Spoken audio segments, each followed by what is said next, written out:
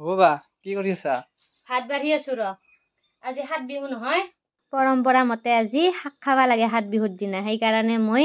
ঢেঁকাৰ লগত ডিমা ভাজিছো আৰু এইফালে মিক্স শাকৰ ভাজি মানে এতে 107 বিধ শাক আছে দুইজন মানুহ হলিও 107 বিধ শাক অলপ অলপকে হলে যোগাৰ কৰছো আৰু খাম বুলি পৰম্পৰা ৰক্ষা কৰবা লাগব নহয় আৰু এইফালে পদিনাৰ চাটনি দালিৰ লগত বনাইছো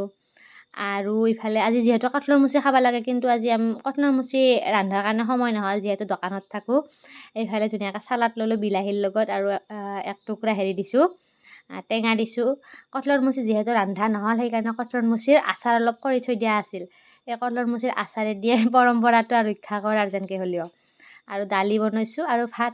ধুনীয়াকৈ দুপৰীয়াৰ সাজটো আজি তেনকে এনজয় কৰ খাই কিনে ক কেনে লাগছি আঞ্জা কেনে হৈছে কইতা কেনে হৈছে আঞ্জা মজা মজা না শব্দকে খাৰ